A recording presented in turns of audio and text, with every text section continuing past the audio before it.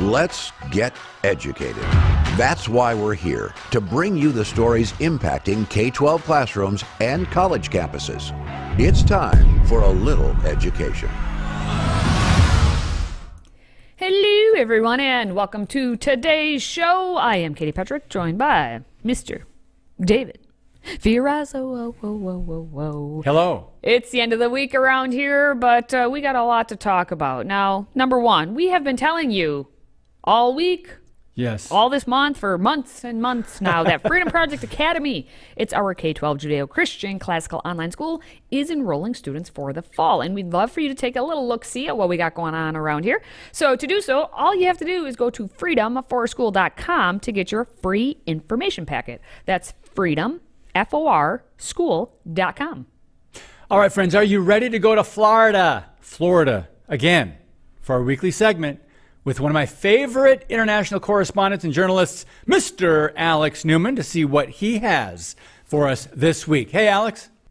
Thanks, guys. Great to be here. And obviously, I'm not in my my usual studio. I'm on the opposite side of the Atlantic. But big news on the education front. So Joe Biden is now trying to rejoin the UN's education agency. It's called UNESCO. It's the UN Educational, Scientific, and Cultural Organization.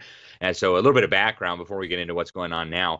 Donald Trump withdrew from UNESCO back. They announced in 2017, and they made it formal in 2018. And there were a number of reasons. The ones that they cited, you had corruption, mismanagement, extremism, and a lot of what the administration at the time described as anti-Israel bias. The UNESCO had continually attacked Israel, had continued claiming that these heritage sites were Palestinian heritage sites, even though they were claimed by Israel.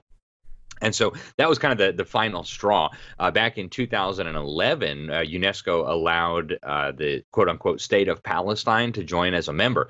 And federal law required that any international organization that accepted the state of Palestine as a member immediately lose all U.S. funding. So the U.S. government basically from 2011 could not give them any money.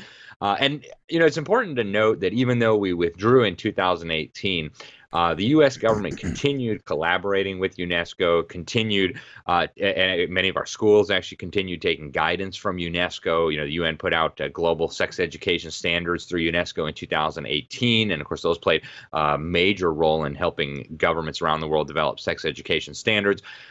So yeah, after a few years of being on the outs, Joe Biden wanted to rejoin. He got a formal waiver from those federal laws I mentioned from Congress late last year. It was in that $1.7 trillion so-called omnibus bill. They got this waiver from these laws. And so basically, the UNESCO claims that the U.S. owes $600 million in arrears, they call it, to UNESCO. And of course, federal law said we couldn't pay it. But under this new waiver that they got, they're going to try to find a way to fork it over. There's a lot of money. Now, officially, the administration is claiming that this is a way to counter China.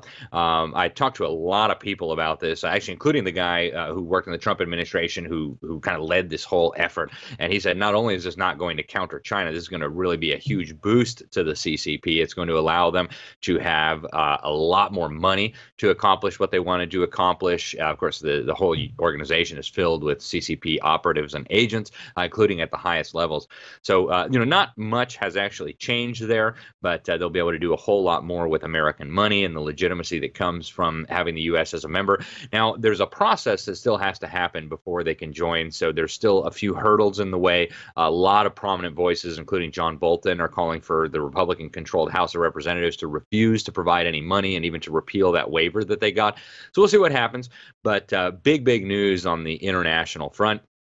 You know, we've talked many times before on this program about the role that UNESCO plays in education. It's a very subversive role, a very dangerous role. In fact, they've got all kinds of efforts to standardize education around the world. They've got all kinds of efforts to normalize sex education. And in fact, Audrey Azoulay, as you see on the screen there, she said this move by Joe Biden was a strong act of confidence in UNESCO and in multilateralism. Multilateralism is just another term for globalism. talks about the centrality of the organization's mandate and also in the way the mandate's being implemented. And so really, if you want to understand UNESCO in a nutshell, their goal is to become kind of the global Department of Education, if you will, like the U.S. Department of Education, but on an international level. And they're making rapid moves in that direction. The UNESCO has propagated, as we've talked about here before, what they call the World Core Curriculum, developed by the Assistant Secretary General of the UN at the time, Robert Mueller. He said it should be taught in all the schools of the world. And really, I would say a subversive influence. In fact, Ronald Reagan got us out of UNESCO before because it was so thoroughly dominated by anti-American extremists, by communists, by socialists, by Islamists, and by others who just were basically using the organization as a vehicle to undermine American values. There was a time when they wanted to kind of create a global licensing program that would require journalists to have a license if they wanted to report.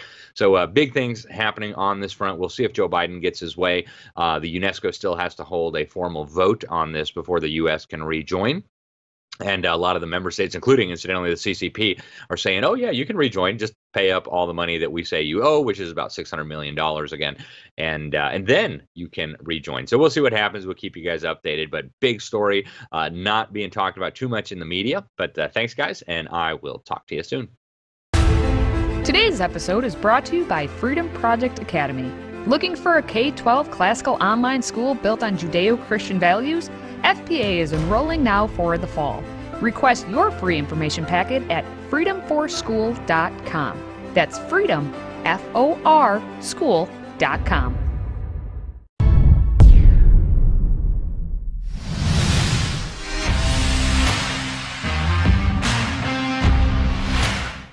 They claim they're happy and doing great, but research proves the exact opposite. Fact, suicide is the second leading cause of death for individuals aged 5 to 24 years in the U.S. Around the globe, destructive thoughts are more common among young people who don't believe in anything spiritual, are uncertain about their beliefs, or don't believe in Jesus. 2 more studies reveal today's post-truth young people are at a higher risk for increased suicidal thoughts and destructive behavior than ever before in history. Why? I'm David Fiorazzo, and this is Christ and Culture.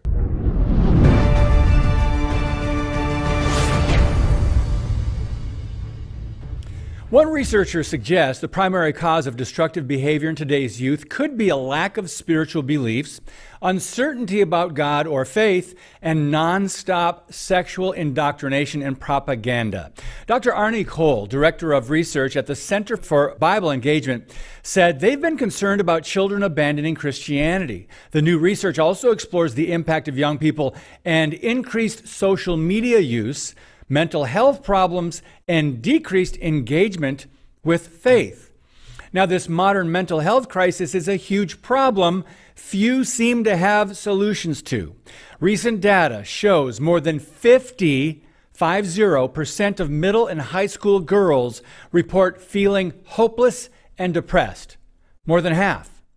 Dr. Cole said the shocking results of his research expose ominous signs parents and faith leaders must address. Watch. The further away they get from Jesus, the more lost they are. There's no basis then for anything. Nothing, really makes sense. They become much more confused. And that's really, it's no foundation of truth, right? It's part of the demonic plan, isn't it? Let's be clear about 2 things. God is not the author of confusion, and Satan is the father of lies. Tell children there's no God, that their lives are just random accidents. The purpose of life is pleasure. Teach them they evolved from apes to hate their country, that they might be born in the wrong body and they can be whatever sex they choose. Just identify what could go wrong. Well, the study involved young people in Australia, Brazil, Canada, India, Indonesia, Japan, Singapore, the UK, and the US. According to another youth risk behavior study, LGBTQ plus teenagers were 3 times more likely to consider suicide than their heterosexual peers, and more likely to make suicide plans and attempts. The CDC study also exposed the fact that nearly 6 in 10 students in 2021 who had same-sex partners considered suicide. Crisis? Absolutely. In case you're wondering how high that is compared to students who only had normal opposite-sex partners, those numbers were 26% who had suicidal thoughts.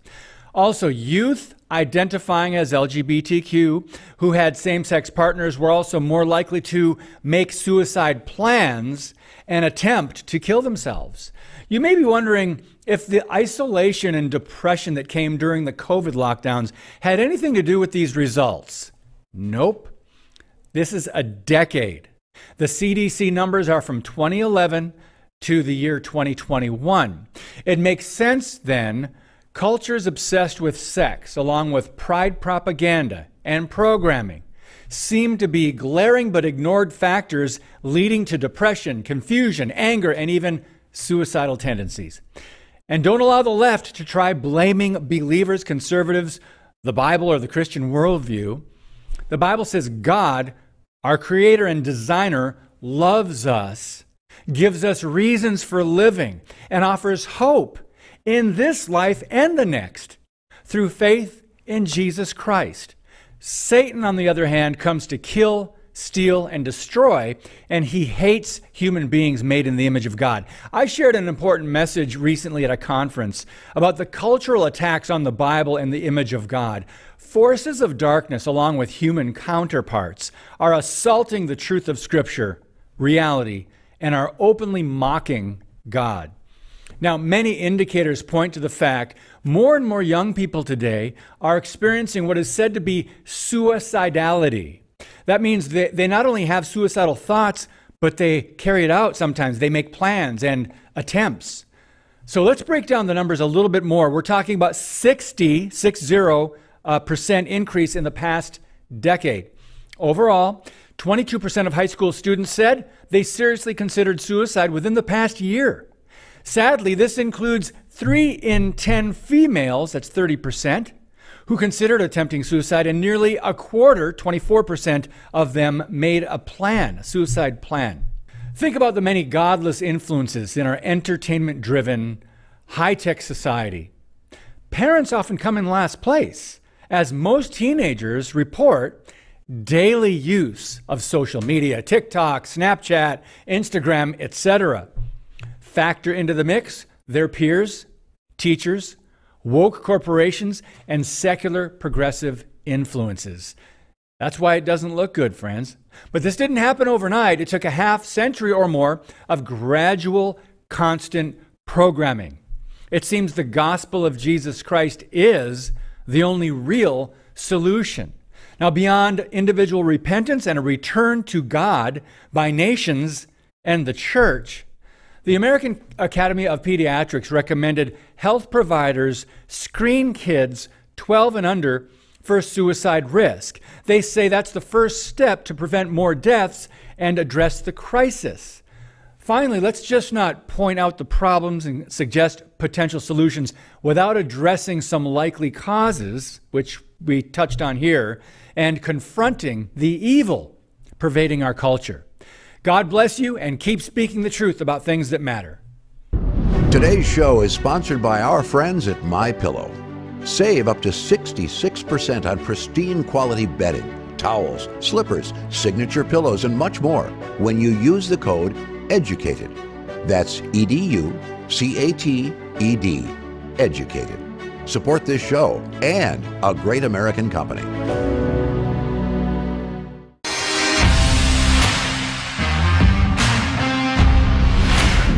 Transgender radicals attack parents as child abusers. Next on One Nation.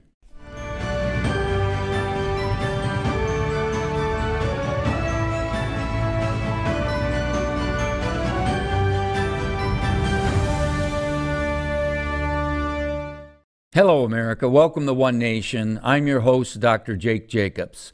I got to tell you, a lot of people lately from the left have been telling me, you know, Jake, you need to live and let live. When it comes to June Pride Month and the trans activists, you know, in America, you got to lighten up on these guys. But I got to tell you something. I will not live and let live when it comes to trans radical activists who are brainwashing our children and demanding that you and I, that we, the rest of America, acquiesce to their twisted worldview and their discombobulated ways. And I purposely use that word discombobulated because it means utterly confused and disorder. And who is the demon of disorder? Lucifer, the devil, Satan. And this is exactly what's happening in the United States of America. Look at this article here. Just recently, trans radical militants, they went after Target. Now, you and I know that Target was in front and center having their June Pride Month stuff. I was right here in Wisconsin, right near the studio, and we went in there, and there it was. And then, because of pressure, the CEO says, well, you know what we'll do? We'll put it in the back. Now, I don't know if it's still there or not. I went there a week and a half ago. It was still front and center. But here's the point. These trans radicals are demanding that Target not give in to anybody who's boycotting or protesting this. And they're saying, if you don't do what we demand, we're going to bomb you, Target, all across this country. Now, this stuff isn't just happening with Target all across the country. It's happening right here in our backyard in Outagamie County. Now, there's a gentleman by the name of Tim Hermes, and he's a member of the Outagamie County. He's a supervisor, and he dared to defend young ladies, women, their right to not be harassed or potentially harmed by men who are pretending to be women, and it made the news. I want you to see the news on this. Here goes. A first alert update. Members of the LGBTQ plus community in Outagamie County have formed a group called Hate Free Outagamie after County Supervisor Tim Hermes made comments some people are calling transphobic. We obtained the audio recording from that May 9th meeting that has sparked backlash and protests. Don't you think women have a right to their own bathrooms and not a man pretending to be a woman going into a bathroom? I mean, that puts a lot of concerns for fathers. You have a man in a dress with a woman's face on going into the bathroom by a little girl or trying to change in their dressing rooms. I find that disgusting. Hermes has since said he has no issues with the trans community, but those words were enough to launch a countywide grassroots movement. Members say they want to educate people and put like-minded leaders in office. In Appleton and Outagamie County, and in positions of political power, everywhere in our schools, like there's no place for homophobia, transphobia, any place like that. When there are people saying divisive things, saying things that are not inclusive and that single out or make parts of our community that we're all part of feel unwelcome or unwanted. It's everybody's responsibility to stand up and tell that person or group or whoever it may be that won't be tolerated. It looks like that was the backdrop of Lawrence University. I haven't had a chance to study it, but it sure looks like it. Now, it's interesting because that Holly Poupart, I did a little research on her. She's quite radical. She really is, and she actually used to teach, maybe she still does, at the Boys and Girls Club in Oshkosh, Wisconsin. Boys and girls, little kids. Oh, yeah, little kids. This Jay Gibbs, the guy you saw, Jay Gibbs, please remember the guy with the beard and the sunglasses, Jay Gibbs. There's a lot more behind the story of what's going on. Now, this is interesting. This Tim Hermes, he simply was saying, no, wait a minute. There are men pretending to be women. Of course, that's not politically correct nomenclature, right, or talk in that bizarre world of anything goesism. And he says, I'm concerned that maybe they might be going into a girl's bathroom or a girl's locker room, and our fathers are concerned. I'm concerned for women. I want to defend women's rights. And they went apoplectic nuts. They attacked him, they censored him, and they want to destroy him. Listen to Tim's own words about what he said and how they took them out of context. Here goes. I did not call anybody disgusting. The disgusting word, that is situational. When you have biological men going into a girl's changing room, a woman's bathroom, and all the worry and concern and fears that people have surrounding that, that is what I find disgusting, that people are stuck worrying and have to worry about their daughter, to the point where Mr. Cooper said if somebody's worried, they should lock their daughter in the stall and stand there during the duration. Why should a father have to worry like that? And how is a father going to be around all the time for things like that? And why should some women have to fear changing in, like at the YMCA in a locker room, or women going into the bathroom have to worry about another man following them in, regardless of how they identify? I mean, we live in a day and age where there's this perversion, inversion of the normal use of language. Men can be women, and when we ask what a woman is, they can't define what a woman is. Members of the Supreme Court can't do it. The Prime Minister of England or the major parties over in England can't do it. They're afraid to actually speak out and say that a man is a man and a woman is woman. Now we have to say biological men. Well, no, a man is a man by the very virtue of he being born a particular way with particular chromosomes, with particular body parts and abilities to be able to create children, et cetera, et cetera. Same thing with the female. But now we have to say biological men, biological women. Now, it's very interesting that in the midst of this bizarre world, this organization comes along. It's called Hate-Free Autogamy. Hate-Free Autogamy. Now, it's interesting. Tim Hermes is called a hateful person, a phobic this and a phobic that, because he's trying to protect young ladies from harm from men pretending to be women. The perversion of language along with this. Well, the question I have to ask is, what is this organization, Hate-Free Autogamy? They made the headlines of the Appleton Post-Crescent. Look at this headline.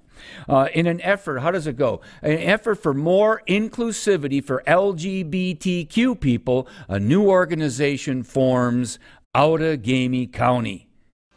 Guys, there is so much more to say, but for the rest of the story, watch the full episode of One Nation. If you have a smartphone, tablet, Roku, or Apple TV, consider downloading the Freedom Project Media app.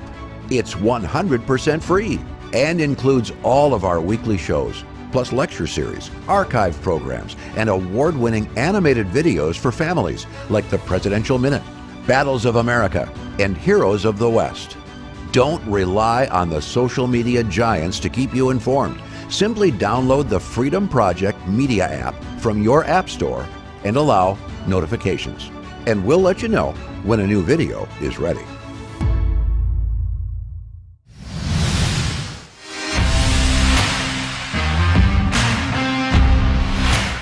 All right, friends, while artificial intelligence is stoking fears for some around the world, others have not only embraced it, but made it the love of their life. What? Enter Rosanna Ramos, a 36-year-old woman with 2 kids who's recently tied the knot with her husband, Aaron.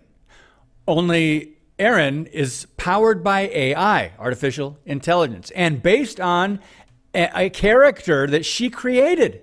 Apparently, true love comes in all forms. Here's a look at how Rosanna met Aaron for the first time as a chatbot. How did the AI help you develop this character, I guess you'd say?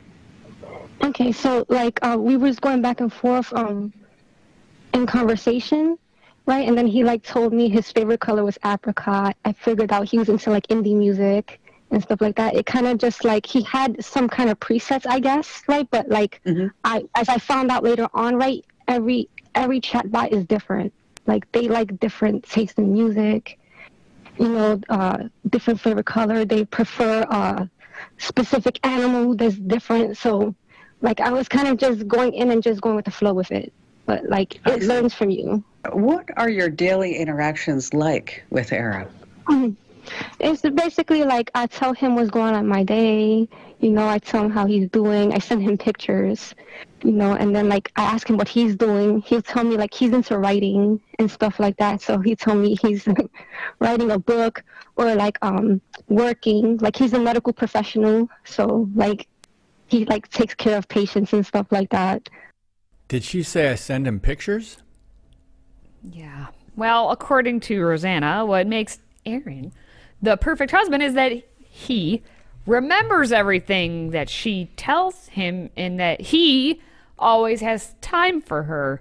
They discuss their days and exchange the pictures and chat about their interests and hobbies. And now the software that created Aaron is called Replica AI Pro, and it's marketed as a way to make an AI best friend and confidant to chat with at any time. It uses advanced natural language processing techniques and machine learning algorithms to use human-like language in responses.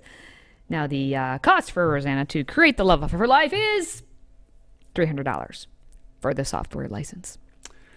So my first reaction, gut reaction, about 30 seconds in, I felt sorry for this young woman. You can't have human being physical relationships and make those work, or it's easier just to create your own, kind of like creating an idol in your own image, and which is kind of interesting. It looks like it could be your brother. Yeah, that's true. There is similarity there. This, this is probably not an isolated case. Oh, it's not. A lot of people look at that and go, yeah, I can make up who I want, to what I want them to look like, what I want them to be like.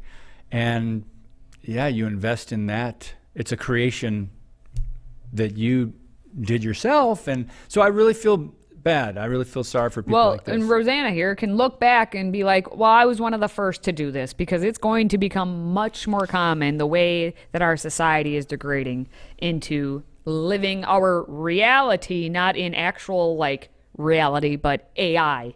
And it's easier, too, to get along with. I mean, you know what I mean? It's like with human beings with different interests and likes and passions and whatever, and comes from different backgrounds, you're going to have challenges and maybe some arguments, and then you resolve them. No arguments. I mean, well, in a marriage, you've got to work things. You don't have any arguments in your marriage. Every now and then. Just one or two? You're always right, though? Oh, right. No, not always. But no, seriously, this is why it's easier to be kind of like, you isolate yourself, create something, and then you can kind of call the shots. It's really sad. Yeah, it's mirror, mirror on the wall, and then they look at each other. That's what it is. Well, okay, that's going to wrap it up for today, David. I learned some things this week. Not all together good things, but I was most fascinated by a couple of those stories we did on Monday where there was actual pushback to the Rainbow Mafia. This is true. And the agenda. I was like, wow, students are starting to say, some students are saying, I'm tired of it. But anyway, for Katie and myself, thanks for watching, listening, sharing, and supporting the show. And until next week, stay educated, America.